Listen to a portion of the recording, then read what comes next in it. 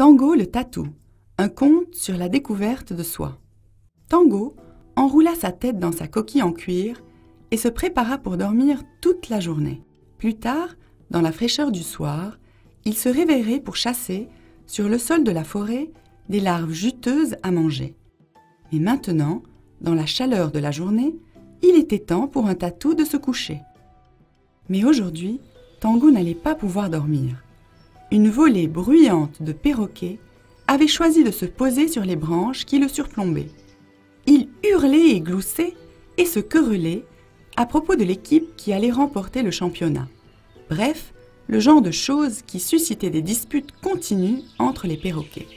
Et il était clair qu'ils n'allaient pas arrêter. « Excusez-moi, » dit Tango timidement, tout en sortant sa tête de son terrier.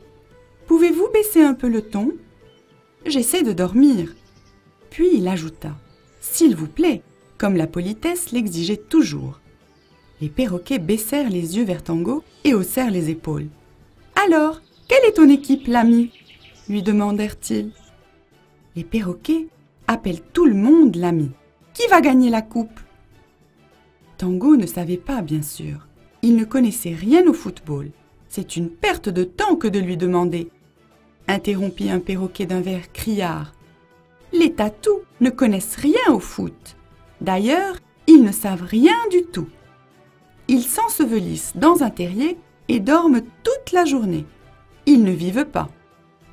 Oh mon Dieu, c'était vrai que Tango ne connaissait rien au football. Mais était-ce vrai qu'il ne vivait pas ? La vraie vie se déroulait-elle quand il dormait ? Au moment où le soleil se levait le lendemain, Tango avait pris sa décision. Il allait vivre.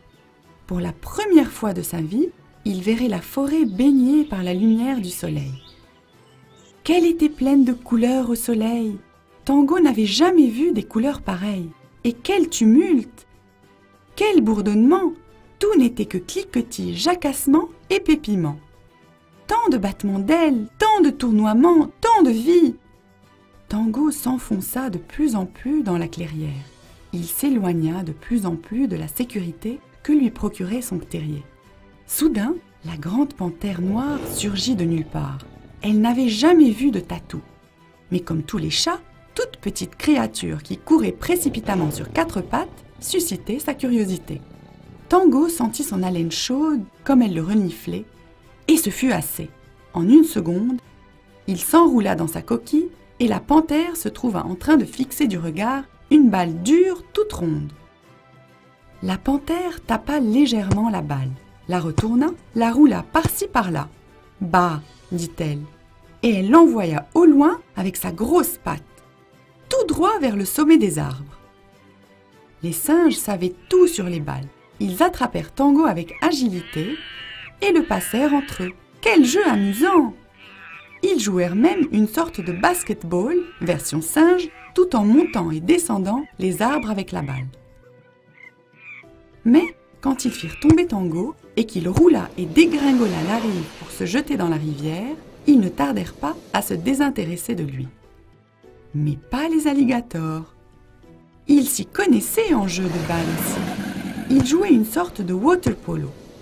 C'était très amusant de jouer avec Tango. Mais il fallut un seul mauvais coup de tête pour le ramener sur la terre ferme. Alors, les capybaras furent complètement pris par surprise quand Tango atterrit lourdement au seuil de leur tunnel. Après la frayeur vécue, Tango ne sortit de sa coquille qu'après quelques câlins. Les capybaras furent très impressionnés par les aventures de sa journée. Il avait rencontré les panthères, les singes et les alligators et s'était même lié d'amitié avec les capybaras. Il avait fait le tour de la clairière, était monté dans les arbres et avait plongé dans la rivière. Il avait vécu. Enfin, Tango se sentit fatigué et perdu. Il n'était pas sûr de vouloir vivre de nouvelles aventures. Il désirait juste rentrer chez lui. Les capybaras savaient quel chemin prendre. Leur tunnel menait tout droit au terrier de Tango et ils ne risquaient pas d'y rencontrer du tout des panthères, des singes ou des alligators. Tango s'endormit profondément tout au long de la journée suivante. Il n'entendit même pas les perroquets bavarder. Pour un petit tatou comme lui, il avait assez vécu.